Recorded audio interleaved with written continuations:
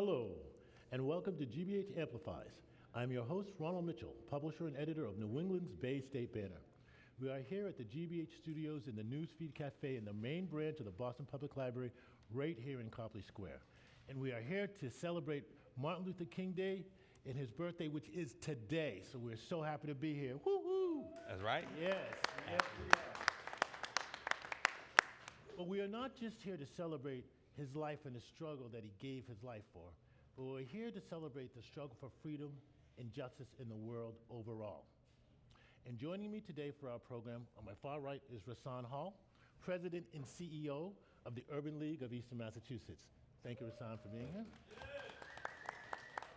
Next to him is Amari Parrish-Jeffries, President and CEO of Embrace Boston, the breathtaking sculpture and organization that celebrates the love of Reverend Dr. Martin Luther King and his wonderful wife, Coretta Scott King, and the love they had for each other and the love that they had for the world. So thank you for being here. To my left is Reverend Dr. Willie Broderick II, who is the senior pastor at the historic 12th Baptist Church here in Roxbury. For those who don't know, 12th Baptist Church was the church that Reverend Martin Luther King was a pastor at for the many years that he lived here in Boston. And many say that was the church where he fine-tuned his preaching skills. So thank you so much for being here, Ron. Now, on our far left is Brandon Ransom, who's the co-chair of the Boston chapter of the NAACP's Health and Community Subcommittee, And for those who don't know, the Boston chapter of the NAACP was the first chartered NAACP chapter in America in 1912, whose members included the civil rights icon, publisher, and author, and my middle namesake, W.E.B. Du Bois, as well as many other civil rights leaders. So thank you so much for being here.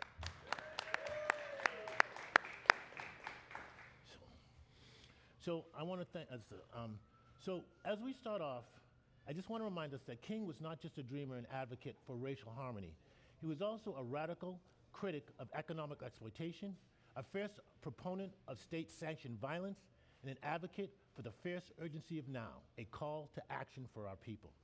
Today, if King were still with us, he would probably feel a profound sense of spiritual disappointment at the state of civil rights in our country under the current administration.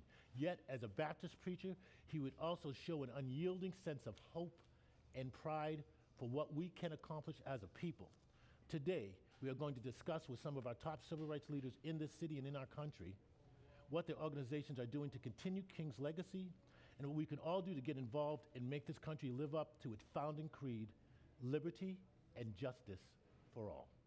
So thank you all for being here. Thank you for having us. So we're going to start off with Willie. Reverend Dr. Reverend Willie Broderick II. Say it correctly. They named me Willie when I grew up. That's okay. Yeah, I call him Willie. Willie, this is a tough one, so I'm going to start off with you. God's on your side, it's on all of our sides, but I know he's real close to you. So, around the country right now, there's a lot of turmoil. We have federal ICE agents in many of the cities, including Boston. And I just want to ask you, what do you think Dr. King would say if he was leading us today? Well, first, thank you very much, Ron, for this panel, and I want to acknowledge Dr. King's presence. He served on staff under the Reverend William Hunter Hester at 12th Baptist Church while he was working on his PhD, and so we're very honored and thankful for this conversation. In times like these, we didn't think we would need to resurface the spirit of King in such a way. ICE right now, as it is currently structured, should be disbanded. They represent state-enforced and exercised power without any type of moral restraint. Families are being separated. People are being traumatized. Citizens American citizens, let's be clear. Citizens of this country are being killed. And so we are in a moment where the gospel is demanding more of us. The Kingian tradition is demanding more of us. This is not just an issue about immigration. I think this is an issue of evil. And we're seeing the ways in which this nation has leaned into not only the dehumanization, but also the disappearance of children and families and the breaking up I believe King would call this out rightly and say this is morally corrupt. I believe King would say that we must reject the idea that we must lie and say that cruelty is necessary for security. Mm-hmm. And I think that is the work that we're going to have to do, get back to seeing the other. King is rooted in the gospel tradition, right? When I was a stranger, you took me in. Yes. That's what that's what Kings Christ is. believe. That's what Christianity is about. Gospel says, right, in Matthew 25. And so I think as we're talking about what's happening in this country, I think King would want us to mobilize. He would want us to continue to speak truth to power. He would say that unjust laws, right, should be disbanded, should be pushed back against, should be fought. He would want us to continue to go back to our traditions. We know how to deal with tyrannical leaders. We know how to deal with unjust leaders. And it is our time to get back to what got us to where we are right now. We're in a moment where families are being separated. We're in a moment where citizens are afraid. And I think it is incumbent upon us to call it out, speak truth to power. It is incumbent upon us not to sanitize King's legacy in this moment. Pretend that he wouldn't be right in the front lines fighting with all of his might. He would just be demanding justice and that calling out this injustice, what's going on. He would demand it, but immoral laws should not be able to be enforced in this country. And just because someone makes it legal, it doesn't mean it's right. And that's who our people have always been in this country, speaking up, speaking truth to power, fighting against it. And I think we cannot be afraid to speak up and be bold about this moment. If we're going to live up to King's legacy, we have to do that. Yeah, we have to do that. And I think, King roots himself in this nonviolent tradition. And I think we have to continue to push towards that we make sure that we are working towards this. But you got to be willing to put something on the line. Oh yeah, it's going to take work. It's going to take more than just conversations. It's going to take organizing. It's going to take mobilizing. It's going to take fighting. It's going to take stepping up and standing in between the vulnerable and making sure that we protect the least of these. King believed that God is the God of the oppressed, and I believe that is a moment that he's calling us to right now. Thank you so much for that. And the true tradition. And my next question is for you, Amari. So I'm coming your way. But can I piggyback? Of course you can. Off of that question, because it's not lost on us that this is also the first month in our country's semi-quincentennial year, right? In Boston, as one of America's storytelling city, we know a little something about revolution, and as the city that's known as the home of abolitionists, over 150 years ago, we would have not let slave catchers come into Boston unannounced and grab neighbors off the street, yes, without alerting our neighbors. No. Right, this is the home where we would not have let 250 years ago, British soldiers come into our city and snatch our neighbors off the streets. Right, this is the home of revolution. Right, and so in this first month, as we honor and celebrate Dr. King's legacy, we come from a city that has a long tradition. King's story, right? We have to remember that Martin and Coretta's love story started in Boston. And so Boston, as the only city that holds the only right to the King's love story, their founding story here is in Boston. We hold a special responsibility to uphold the legacy of outreach, response to ICE in any way that we feel that is necessary. And so for all of us, it won't be marching in the street. For some of us, it will be just alerting our neighbors. For some of us, it will be supporting folks who need to put their bodies on the line. Well, thank you so much for that. And that wasn't my first question, but I'm glad you tagged on. It did kind of encompass some of it, though. What I really wanted you to share with us was King and Coretta had an amazing love story, and their love for each other propelled the civil rights movement. So I wanted to talk with you about how the Embrace organization embodies that love and uses it to make our community better. And I think you talked about it, about how the history of our community is standing up for our neighbors. And I think that love, really, the love for our brother and our sister, is what that relationship embodied and grew. So talk to us about how you guys use that love and that positivity and that caring for your neighbor as a tool to grow that message. Yeah, well, I want to start first of all and shout you out, Ron.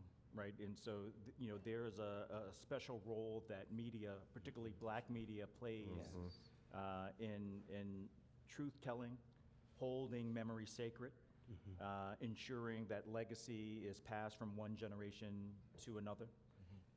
And so you, the Bay State Banner, and your organization and your leadership holds a special place in the history of our city.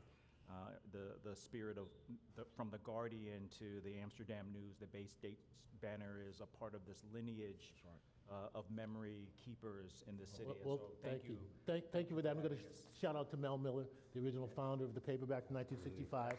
Absolutely. One of our civil rights icons from Boston.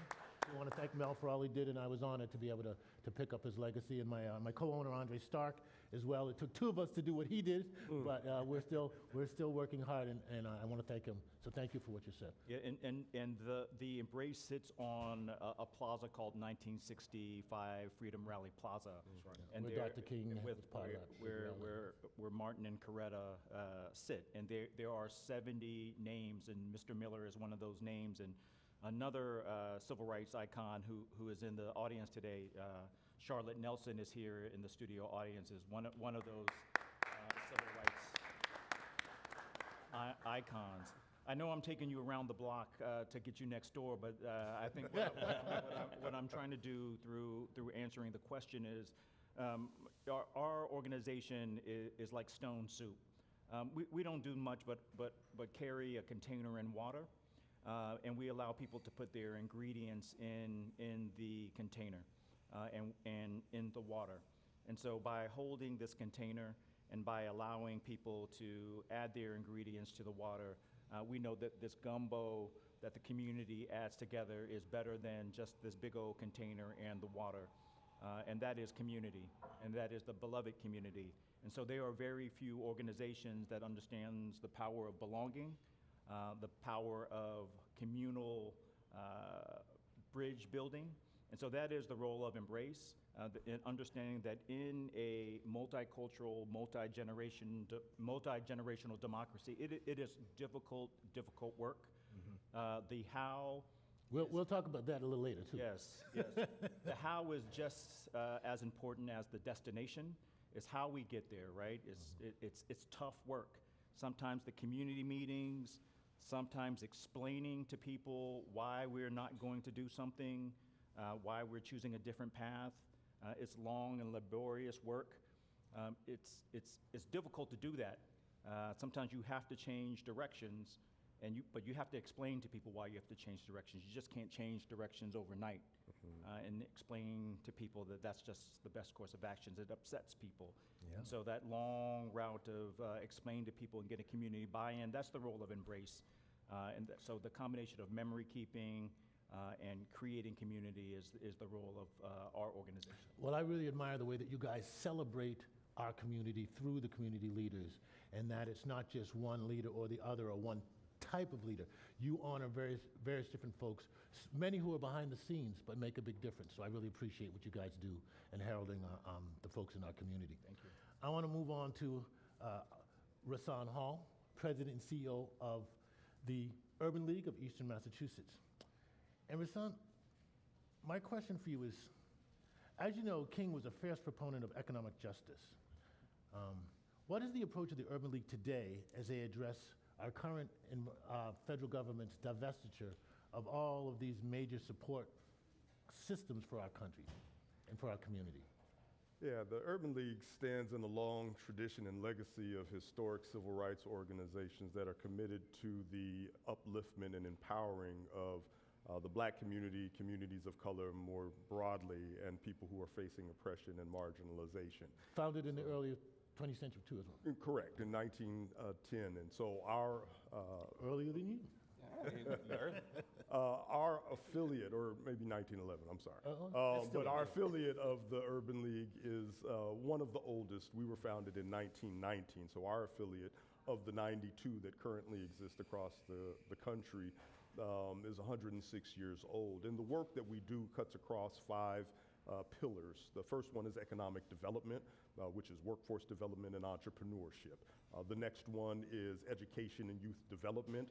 Then we have housing, health, and justice. And so across those 5 pillars, there's 3 different levels of engagement that we have. The first level is just public education, whether it's a community forum, a workshop, sharing information out over our email distribution list, newsletter, or social media. But the next level is advocacy. Sometimes that is state and local, and for the National Urban League, federal policy advocacy and lobbying.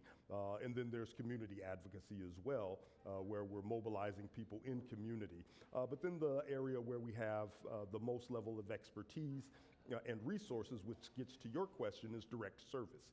And so for our affiliate, we have several workforce development programs, entrepreneurship programs, as well as youth and education programs, health resources, et cetera. But how do you deal with the Right. removal of those federal support systems that fed many of the programs, or some of the programs? Sure, and so I guess the point I'm trying to make is in equipping people in our community to build up power and wealth and resources in our community, hopefully that offsets some of the reliance on those federal funds. On another level, from the advocacy perspective, the National Urban League has sued this current administration for their assault on diversity, equity, and initiative efforts through that executive order that was based in a farcical reality that diversity and equity and inclusion initiatives are somehow harmful. For the nation. But we're really trying to build power and wealth within community.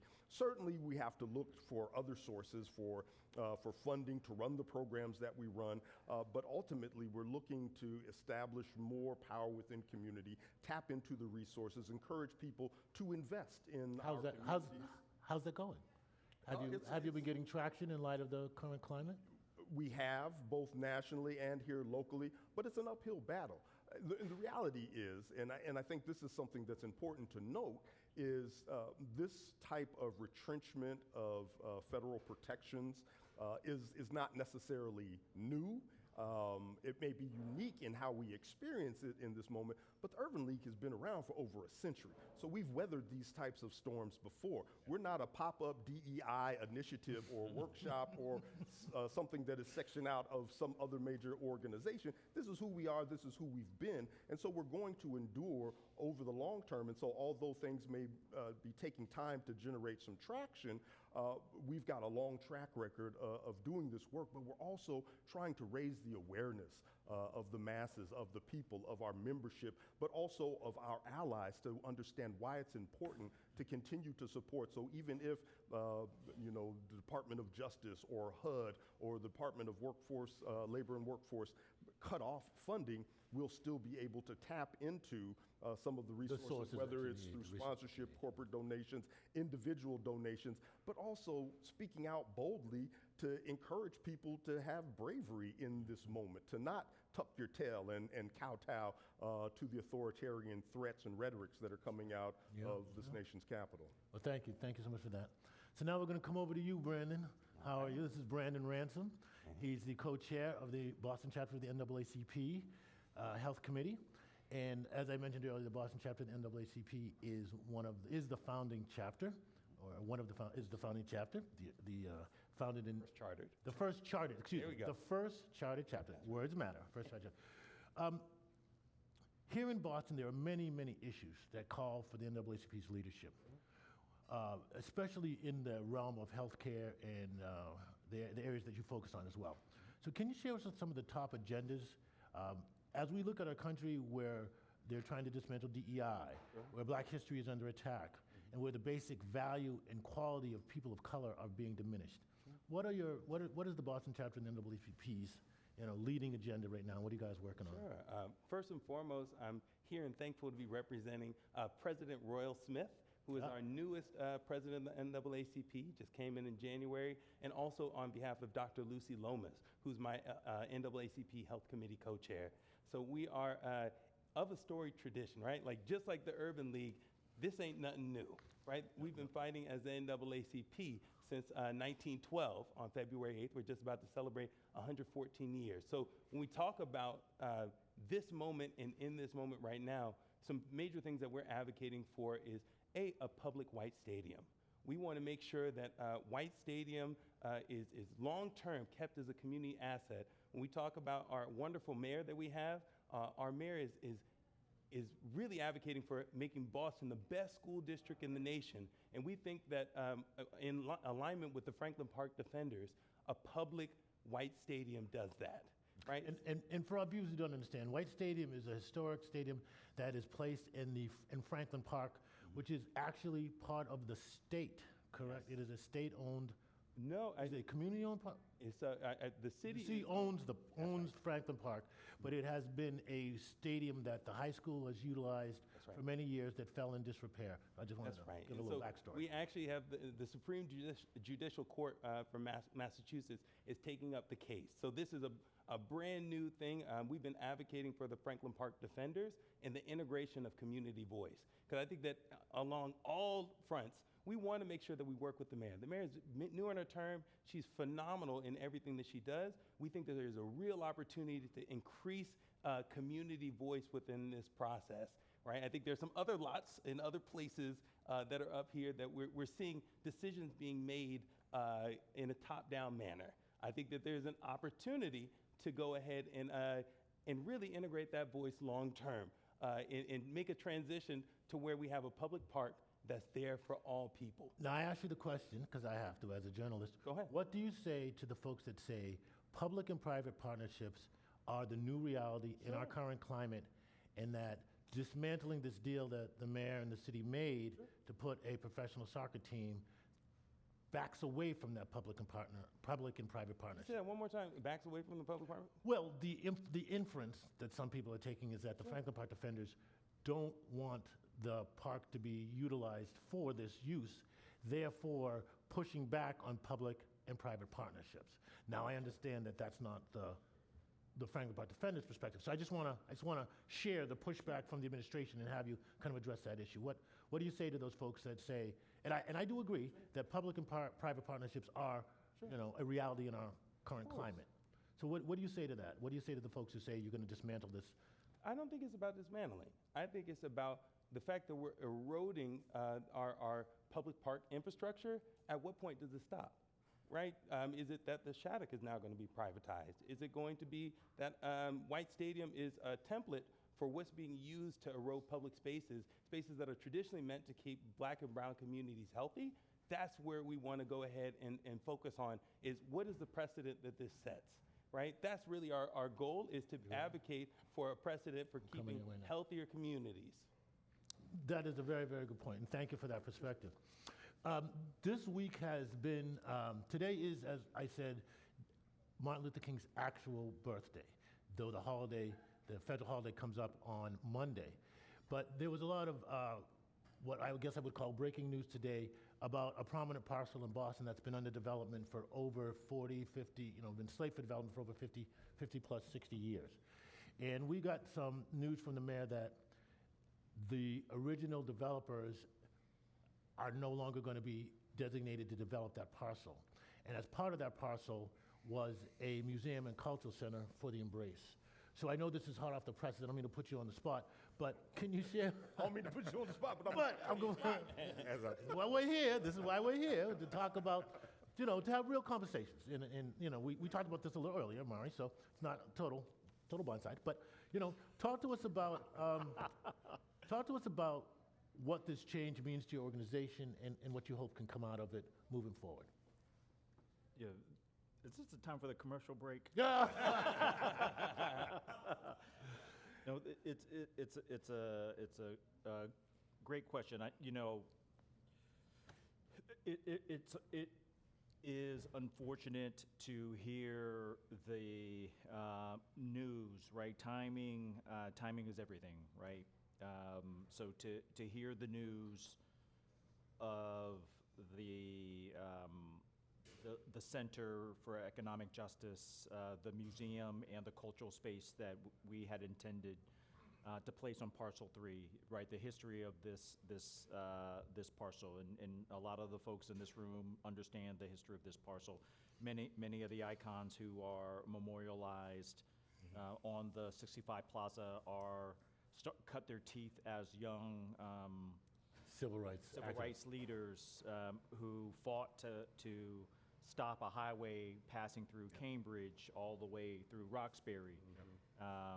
This was the first time that just to give a quick recap, first time that a federal highway project, transportation project had been, the resources had been diverted for a local project, and we were able to, through the hard work of activists, many of whom are in this room, those resources were used for a local project. But we had lost so many neighborhoods from the West End, from Cambridgeport all the way to Lower Roxbury, and Parcel 3 is the last undeveloped urban renewal parcel. So it has been undeveloped for decades. 60 plus years. Yeah, thousands, hundreds of families, businesses have been displaced as a result. And so through years of underdevelopment, we were a part of 2 proposals that were submitted to develop this, which was a combination of housing, cultural space, and industry. And as a result of how the world is turning, maybe some changes need to take place. And Well- we discovered that as the turn of events, the city is going in a different direction, and the way that we heard about it was unfortunate, and the timing was unfortunate. And so, and many of the leaders who are here on this panel were a part of that process, because in order to build the monument, we had many conversations with communities, because King's legacy, King spent many of his days and nights in his time in Roxbury, in Lower Roxbury, not in downtown. And so we decided that in order to honor him and to honor the community, that we would have both a presence in Roxbury and build the monument in Boston Common. And so we are still committed to having a physical location in Roxbury, and the monument is downtown. So there were 3 promises that we made as an organization. Promise 1 was to build the monument. Promise 2 was to raise $1 million and to support 12th Baptist Church historic renovation. And so with the leadership of Reverend Dr, that is underway, and he has more plans to come, and there's still opportunities to invest in that. And Promise 3 is to build this cultural space in Roxbury. And so it is disappointing to know that part of that promise and that commitment by My City of Peace and HYM is now not happening, and we are left in a quandary. So we hope to work with the city and other community partners to see what we can do to ensure that promise. But the timing where we are celebrating, this is actually the weekend where we're celebrating the anniversary of the unveiling of the monument. To hear that news is devastating. Yeah. That was a $25 million investment on the behalf of the developers to the organization and to the community. So to have that evaporate is tough news. And for our viewers who aren't familiar with the background of Parcel 3, the plan the parcel had been up for designation for literally 40, probably about 55 years to when it was designated about 4 years ago, approximately 4 years ago, to this new development team that was made up of a minority developer, Onyx, it made up of some longstanding developers as well. And what was going to be created based on the agreed upon plan was a multi-use residential, the Museum and Cultural Center, as well as a vibrant retail space, as well as affordable housing. So it was a multi-use complex that was going to be the gateway to Nubian Square. It was going to be the new entrance. The mayor had been under fire for the lack of development of Madison Park. The original pushback from the mayor over the years was that they were waiting for the Mass Office of School and Buildings Authority to approve supporting the development, which they did in December for $700 million. So it's not hard to understand how the development of Madison Park, which the mayor and the city has been under fire for the lack of development, how this is being utilized as an answer to that problem, but it seems a little short-sighted in light of all the efforts for the many decades to develop that property and make it useful. Willie, you want to If I may, jump in? I feel the presence of Langston Hughes. What happens to a dream deferred? Roxbury has continually dealt with deferred dreams, and this went through a community process that a lot of folks, I mean, I think all the way back to when Tito was counselor, Tito Jackson, shout out Tito, and the work of galvanizing community. There was some hard-fought community meetings right there in the Roxbury Library. I remember back when those Barry Gaither in the Museum of National Center was slated to develop it back in Menino's time. I think the reason why the timing is so tender is because it triggers a trauma that this community has experienced about dreams continually being deferred. And if you come to Roxbury, I also am the president and CEO of TAC, right in the heart of Nubian Square, the American City Coalition. We know that Nubian Square closes at 3 o'clock.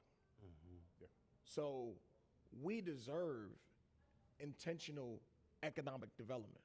And there has been. And we also deserve a really good Madison Park school. And I think in this moment, as we're singing We Shall Overcome, as we're dealing with this, the clarion call for us is also to continue to speak truth to power, even when we have great relationships with power, even when power has not making the decision in the way in which we like it. And I think the relationship that we must have is to say, hey, this community deserves this investment, and be clear about that. We also deserve the better rollouts of how you're going to make decisions. We deserve conversations. We deserve town halls. We deserve that public voice that Brother Brandon was talking about. Because this was announced just out of the blue. It came out at the oversight meeting. So it did come out through a procedure. But I think this is an opportunity. All the stakeholders weren't notified in advance. No, None of the I can't say speak on that. I don't think that's fair to speak on that. Okay. However, what I can say is that when decisions like that are made that defer certain dreams, that stall the investments into Roxbury, that is problematic. And I think whether it's our mayor, whether it's the president, no matter who it is, when you occupy that role, you do deserve to make sure that you are actually engaging constituents in a way, engaging Roxbury in a way that is respectful, that honors what you say and what we're going to do. I think we do need continued conversations with our mayor, with our team, to help her see this moment, and I think we can get to a better place. I do believe that. That's the hope I have, that the dream is delayed, not deferred. And I think we have to do the work of holding truth to power, making sure we're doing our part, coming together as anchor institutions in our community to be speaking on one voice, with one mind, with one spirit, and that is to actually materialize the things we've been dreaming about for a long time. Yeah. The NAACP, I know that literally this came out a day ago. Sure. Have you guys had a chance to try to map out a strategy as well in your advocacy for the support of our community in reference to this? I know that our committees are talking about that. We have a wonderful, this NAACP is not just one person. So the beautiful thing about this moment is we have an opportunity to join in the fight with our historic civil rights organizations, right? So don't sit at home, don't stand and wait. If you know that there's great opposition that's happening, join your local NAACP, join your Urban League, join your Embraces, join your 12 Baptist churches. Get active. That's the number one thing that we can do. I know from a health committee lens, we have our NAACP Health Committee meeting tonight. We will be talking about this issue, right? So about like how can we integrate more healthy spaces and places within our community, and how can we advocate at a city, state, and federal level? I want to ask you a question as well as you, Rasan, about the historical removal of healthcare access in our community. And I know you being on that committee, we've lost multiple Walgreens, CVS, and I know often folks don't look at a apothecary or a drugstore as a health provider. But it's where people get their prescriptions, it's where you get immunizations, it's where you get access. And many of these apothecaries and health in drugstores also have minute clinics and all those types of things if you're in the suburbs. Anyway, so talk to us about what the NAACP is doing and also what the Urban League is doing to try to help address this lack of health care. First and foremost, with our federal government taking the position that it's currently taking, states have never been more important. right? So as we look at lobbying and look at state-based funding, of course we're going to have disparities when it comes to Medicaid and Medicare funds trickling down. We're going to have to advocate for new innovative ways for us to get new places that, the argument for Walgreens, the argument for CVS is that they're not financially viable. So what can be some alternatives that we can subsidize here locally that might be an opportunity to make viable make fiscal sense, right? We're going to have to go and be creative, and we're going to have to be innovative to go and have people come to spaces that have shown to be historically not viable, right? So I know that there's a public grocery store initiatives that are being promoted in both New York, as well as there have been many conversations in Boston. How do we promote those public grocery stores to also have innovative things like public pharmacies, especially as we have decreases to the reimbursement rates for our public pharmacies? That's why you're seeing them die, and also the excuse is theft. But we see a pattern here, right, about what neighborhoods are the pharmacies shutting down in. So we need to go and be active and create equitable policies around focus on improving our healthcare in our communities. Thank you for that. And I think that's one of the things that the Urban League tried to be responsive to in partnership with the City of Boston and LIFT, is to create an initiative to have that triage, creating a holistic health access initiative where we were providing free rides on LIFT to seniors during the winter months because of the closure of the Walgreens on Warren Street. And I think that, but that's just addressing the symptom. I think Brandon rightly pointed out the lack of equity in healthcare funding, healthcare services within our communities. But it speaks to a larger point that was something that Dr. King spoke about regularly, which was those triplicate evils of predatory capitalism, militarism, and racism. And so even though we're seeing ICE on the streets of Minnesota and we're seeing it as an immigration issue, it's interwoven with the issues of racism and racialized capitalism. And so there's a connection between what's happening in Minneapolis and the closure of pharmacies in Boston, in Roxbury in particular. And it is not until we begin to radically redistribute wealth and power in this country that we're not going to have to worry about the closures of pharmacies or troops of ICE agents taking over a city. Now, for our viewers, draw that connection, because for some folks, it's not going to be as clear as it is to many of us on this panel. Absolutely. I mean, so on one level, it's a distraction tactic, right? It's flooding the zone. It's look over here while I pick your pocket over right, here. the number of people who have lost health care or whose health care premiums have risen dramatically, not because they were undeserving, not because there was a financial need for it, but it is because of the hoarding and extreme accumulation of wealth by the billionaire class in the hands of a few. Right, and so we'll send a distraction tactic to go round up migrants, meanwhile gutting other efforts to support communities. And I think there's a tie in there. And so, when we're using the most vulnerable as a target, as a punching bag, that's an example of pitting people together.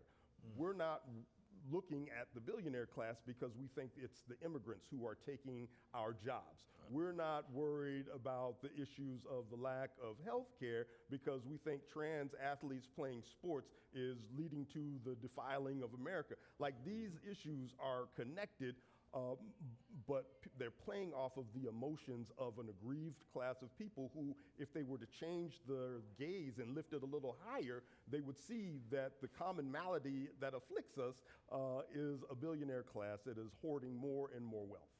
Thank you for that clarity. I really appreciate it. And if I may, just add, because I think it's important, but I think we also have to look at this as an opportunity. Yes. That we don't need the Walgreens. We don't need CVS. We have mom and pops who are working hard, who can build and invest in pharmacies right in our own community. And Theoretically, that is true. not theoretically. We know there are people. We know that there are Well, people who are actually let me galvanizing just and working. dive in. I don't think it's theoretical. Well, okay, maybe theoretical. There are a handful, and we've covered this extensively, there are a handful of I think there's only one locally owned pharmacy left in Roxbury, Dorchester, Mattapan. It is aspirational to say that we want to make sure that there are more, and I'm all for it. I met a young lady a while back at an event that was a pharmacist, and she was hoping to open. So I understand, but and this might be a question for you as well, Hassan, how do we provide that development money, that opportunity for those folks to bring those services to our community who are from our community, who are of our That's community? exactly the point, like, right, that we can begin to say, look, if we're galvanizing, we're making investments, we see what's happening in Nubian Square right now. There's Jazz Urbane coming online. Well, shout out, Bill. Good to see you. Bill Banfield, Jazz Urbane, coming soon. All right, Bill. We have Haley House coming back online. We have this activity that's happening right now, and I think we need to be thinking very intentionally locally, right? We raise money for everything else in this city. We can raise money to start. Let's start with one. Like, we ain't saying we're not gonna fix it overnight. Let's at least start with investing in the one that we have, getting it up to scale, and then saying, like, how do we incubate more?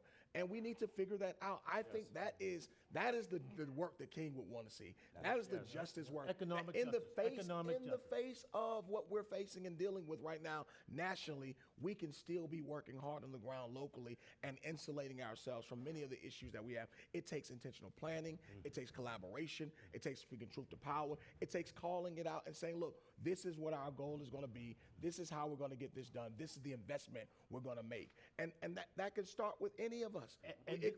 We raise so much money in this city. And this For goes so back, many things. This goes back to that historic. That goes back to the historic debate of Martin versus Malcolm.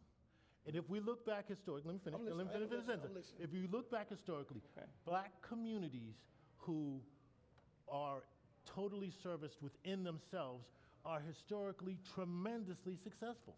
When we have a community that we service ourselves by business of ourselves and we keep our dollar within our community, are tremendously successful. And it took Malcolm and Martin at that time to have two different approaches to civil rights. But I think that it's a combination of both.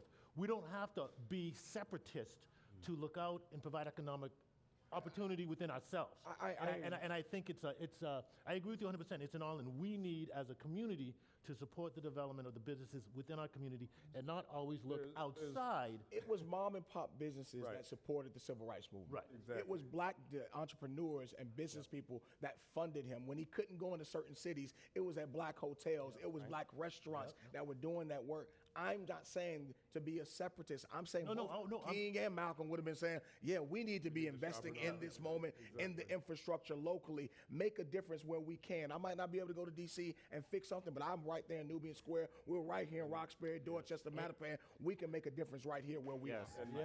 And I think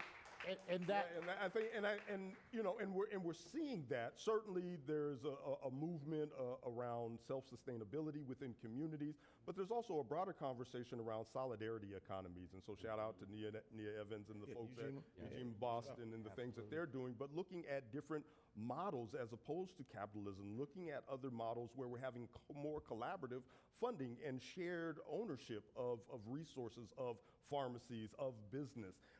In addition to the historical models where we're trying to train up, at least at the Urban League, trying to train up businesses and entrepreneurs and provide them with resource and instruction on how to grow their business model. There's a tension in that conversation around, how many times the black dollar circulates in the community. I think there's some misinformation out there about that and a lack of conversation about the barriers that black business owners face. Because everybody wants to say, oh, we'll go out and buy Cadillacs and Air Jordans, and that's why we don't have any money. But we're not talking about predatory capitalism or racism or the way that loans are denied in our community. The lack of community wealth. And so we have to, it's not a narrow issue. It's complex, it's layered, but we have to take as many approaches, more of a mosaic approach to address that. And so Reverend Bodrick is right on point with making sure that we're making those investments in our community, making sure that we're having a collaborative approach to economic development, but and believing in ourselves. And I think this is where the preacher comes out, is where there is a vision of hope that we have for ourselves as a community that is not rooted in what is the present moment or not the barriers that are in front of us, but the vision of the world that we want to live in and a belief in one another as a community that we can build up. And that is an ideal point for where we're going to turn next. But just for clarity, I didn't want to imply that Oh, Dr. no. King was a separate. It was more Malcolm who was the one stay to ourselves. Just for But clarity. I think we got to give honor to both of those brothers' Oh, no, they're legacy both in the same approaches. way, because I think we you know, the mosque in our community, they're supporting black businesses. They're doing that work. And we're seeing that across the threads of our community, that we all care about the black imagination that we have for Roxbury, Dorchester, Mattapan. We all care about the self-sustainability and being able to do that. I mean, we just came off Kwanzaa, right? We were thinking about those principles, Uchichagalia. all right, That's making sure self-determination. about how do we do this work. And so I just think the hope is in that it's possible. No, without question. The hope is in that we're having this conversation. The hope is in the fact that we know that there's a problem, and with the folks in this building and the folks that are watching online, we have an opportunity to galvanize together to address this problem and overcome this. Yeah, and I think Martin and Malcolm together felt the same thing, that we as a people had the power to make things better. We do, and we deserve it. And on that note, I want to kind of turn the corner to the other black American or black diaspora superpower, which is joy, which is art, which is culture. So in our last 15 minutes of this conversation, the first 45 we spent on some hard issues. Let's talk about black joy and what it means for our folks as a people and as a culture, and how we utilize our art and our creativity to inspire us to continue on through these tough times. So Amari, I'm going to turn to you. Talk to us, because the Embrace really embodies, as I kind of talked about in the beginning, black joy. It's one example of an amazing couple and their individual joy, and how it grew from that and empowered Dr. King and Coretta to be so powerful in this country and in the world.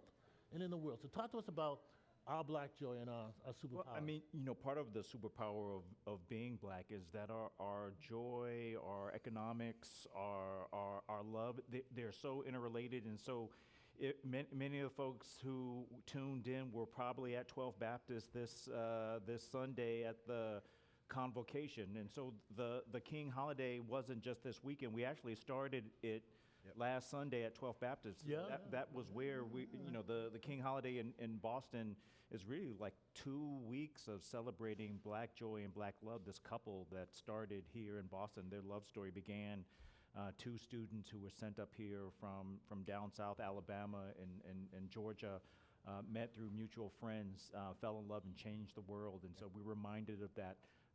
It's like the gift of the Magi. It's a love story that we need to be reminded. And King's birthday, which is today, is really a reminder that love is at the center of every single movement. Family is at the center of every single movement. And so we began to celebrate the King holiday. Hopefully some of you got to see this amazing service that was at 12 Baptist.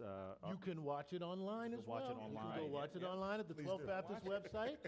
And shameless plug, not to interrupt, shameless plug, get this week's Bay State banner. Yes. Dr. Reverend Willie Broderick II's sermon is in there, as well as various other speeches and well, I don't want to say sermons because they're not pastors, but various other speakers like Ayanna Presley's speeches in there, and excerpts from other folks of that service are also in the banner this week. I'm sorry. I was supposed to speak, and it was so good. I just sat down and figured I just have a front row seat of the service. And we're in a moment where the administration has deprioritized the King holiday, Juneteenth. Next month is the 100th anniversary celebration of Black History Month. Right. And culture is how memory is passed on from one generation to another. But you all know, everyone in this audience who is tuning in, who's watching, knows that we do not need our birthdays, our anniversaries, the funerals of our loved ones to be legitimized as holidays or formal functions for them to be sacred and important. We never needed that. That's right. And so what is important is how we celebrate them and how we keep that love in our heart. And so this gathering of these celebrations that we're having in Boston is a part of our solidarity. Instead of, in this moment, these organizations, right, because you think that the economics of celebrating King is not a small feat, but there's a competition for dollars in the nonprofit sector to celebrate King, right? And so we have rounded off the edges of Dr. King to black and white pictures and to quotes so that we can post it on our social media, check off the box and move on, right? And we are doing something very, very different in Boston. We are gathering our strength through joy. We are saying instead of separating, we are gathering our strength. And we are celebrating together. And this crabs in a bucket mentality. There are 4 organizations, the MLK Breakfast, which is the longest standing MLK breakfast in the country, 56 years. Embrace, which I'm going to be honest, is probably the funnest. I don't even know if funnest. If you haven't been to our MLK Honors Sneaker Gala, the tickets are sold out, so I'm sorry. You're going to have to. And I have to say, as somebody who has been there, it is truly the spirit of King because you honor folks of all faiths, of all colors, of all ethnicities, of all sexual genders. Yes. It's not just like we only honor people of color. You guys make a point to celebrate the allies, to celebrate the network that fights for freedom and that celebrates joy. So I want to thank you guys for that. Thank you. And for being so inclusive. And you got to dance too. It's a dancing event, so you're going to dance. It's the Boston Children's Chorus event, and so it is joyful choral music at Symphony Hall, and there are still tickets available. And Project 351, Carolyn Casey, amazing leader, started by Governor Patrick. Years and years ago, they take 8th grade leaders and they graduate those leaders up until adult students. So there are about 14 events, and people can go to mlkboston.com and find an event. There are several events. Yeah. Our own Rasan Hall is being honored at Temple Israel this Friday. One of the longest standing, Rabbi Herschel and Dr. King were great, great friends. And so this long standing service on Friday evening, it's an amazing, amazing service. So if people go to that site, they'll see amazing events. They should show an act of solidarity by celebrating the King holiday at a place near them. So we invite people to show solidarity and join the movement by celebrating as hard as they can. Right. You know, during times of enslavement, people of color, black people, have to hide their joy. And so it is an act of rebellion. It seems so simple that hiding joy, nowadays is like, being joyful out loud doesn't seem like it's a big deal. But when you had to hide your joy and to make other people feel comfortable, so that because being joyful made them feel uncomfortable, being joyful now is an act of rebellion. And so we want people to be joyful as hard and as loud and as joyfully as they can, as joyfully as possible. and as any way that they can. And so there's all sorts of ways they can do that. And so go to mlkboston.com to find the way that they can be joyful. Wonderful. Yeah. Brandon, I want to talk to you about the NAACP and some of the things. Thank you. Sure, thank you. You can clap for that. You can clap for that. Talk to us a little bit about what the NAACP is doing to celebrate the joy of our people in this holiday season of King. Oh yeah, we have a wonderful, wonderful Silver Linings brunch that's going to be happening on February 13th. We got to go ahead and make sure that we have folks of all ages that are celebrated and taking this moment to enjoy one another, enjoy each other's company. In the heart of Black History Month. In the heart of Black History Month, right? And then on top of that, we also are celebrating our 114th anniversary at Cyclorama as well, the day after on the 14th. Right, we're actually hosting a healing and heart health session as the NAACP Health Committee. This will be our second annual healing and heart health event. So we're so thankful for creating these spaces and places where Black folks can be healthy and joyful. And like Brother Mari was saying, we have a wonderful tradition of dance being used for improving our health and our well-being in our community. My mentor, Daisaku Ikeda, always talks about how can we create our life-to-life bonds. So as a Buddhist and as an NAACP member, it's so important that we get together because that's where the great ideas come from. We had to be thinking about not only now, but also moving forward towards the future. Wonderful. Can we shout out the Roxbury YMCA breakfast? Yes, tomorrow. Tomorrow Yes. morning, 7:30, Roxbury YMCA breakfast. They'll have their MLK breakfast. It's one of the great events of our community. I want to shout out Winston Bodrick, who's the executive director there, my brother, but I also wanted to shout out that team. They do an amazing job. It's going to be an amazing day. So please, if you can get up early, get you a little coffee. Well, unfortunately, some this good isn't food. live, so this will It's air all right. afterwards. But It's all good. but another wonderful event to held, and Make we sure want to celebrate it. But can we talk about Black Joy one more time? Yeah, well, I think it's so important. I think it's so talking important about it. because in the face of erasure, in the face of losing rights, in the face of us dealing with so much, we keep on singing, Yep. we keep on shouting, we keep on dancing, we keep on fellowshipping. That's just who we are. And our We are culture reclaiming- continues to grow. We are claiming our tradition of who we've always been. Always And so we're not. It's not new to do what we're doing. And even as they erase and pull Or things attempt to away, erase. they're doing. right. They can't erase who we are. They can't erase our joy. And you can't tell an American story without Black folks. That's right. Rasan, I wanted to give you a last take on joy, and then Yeah, I mean, so certainly the celebration of Dr. King this holiday, but also his wife, Coretta Scott King. Shout out to Alpha Kappa Alpha sorority on their Founders Day today. Yeah. Ready? But, you know, so Black love and the expressions and manifestations of Black love are so important as an aspect of that joy. And also mundanity. Just everyday, regular. I'm cutting the grass. I'm taking the trash out. I'm standing on the stoop talking to my friends. I'm scratching out my cornrows. Whatever it is, just the regular, everyday existence. Just being, just living, just humming a hymn. He's a battle axe in the time of battle, a shelter in the time of storm. That's what gives me joy. This joy that I have, the world didn't give it. The world can't And the take world it away. can't take it away. Talk, Doc. that is amazing. That is a wonderful note to end on. Thank you so much. Thank you so much, all of you.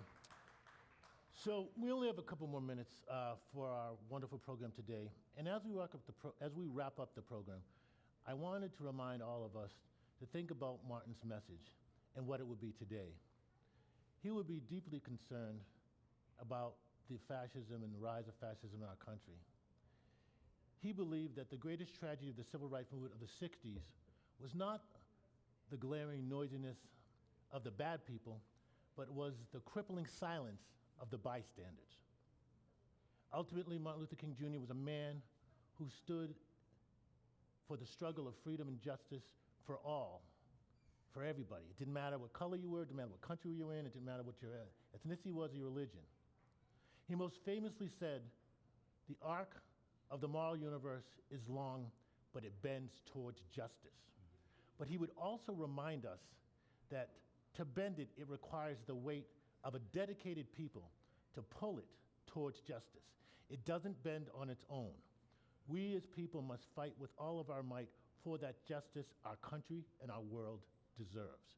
So today, on the actual day of Martin Luther King's birthday, I remind you to get involved, to stand up, to be a part of the solution, to push back on the things in your community that you believe aren't making it a better place. I really want to thank all of my guests for joining me here today. I want to thank you, Rasan Hall, President and CEO of the Urban League of Eastern Massachusetts. I want to thank you, Amari Paris Jeffries, for hanging in there on some tough questions and sharing the love, President and CEO of Embrace Boston, brother. You guys are doing a great job. Thank you. Thank you so much for being here. I'm going to leave you last words. I'm going to go to you, Brandon. Thank you for representing the Boston chapter of the NAACP, the historic first chartered chapter, and for sharing with us the many things that the organization is doing to make our country and this wonderful city better. And Willie Broderick, the legendary Willie Broderick Jr. Second. The second, sorry. Willie Broderick the second. I'm going to get your introduction right one day. One day. I want to thank you, Dr. Reverend Willie Broderick II, Senior Pastor of the historic 12th Baptist Church here in Roxbury, for carrying the legacy of King's message forward through your pulpit and your work, your affordable housing development, and all the other things that you do. So thank you so much for being here and sharing your message and sharing King's message with us today. I also want to thank our wonderful staff here and all the folks at GBH that make this program possible. I want to thank all of our producers, Sandra Lopez Burke, thank you, Sandra. Lauren Herbert, thank you so much. I want to also thank Juan Jose Candeas, as well as the rest of our team, Bill Francis, Maddie Guerrier. Thank you so much, guys, for all of your wonderful help in making this a successful program. So, to our viewers, I want to say thank you for watching. This has been GBH Amplifies, Ron Mitchell in the Bay State Banner, celebrating Martin Luther King Day here on the actual day of his birth at the News Fifi Cafe in the Boston Public Library, in the main branch of the Boston Public Library here in Copley Square. And remember, King's legacy is not a postcard, it's not a phrase, it's not a saying, it's not just the good work he did. It was the lifelong effort he gave as a warrior, not the soft, fuzzy stuff, but as a warrior for civil rights and justice. Thank you for watching.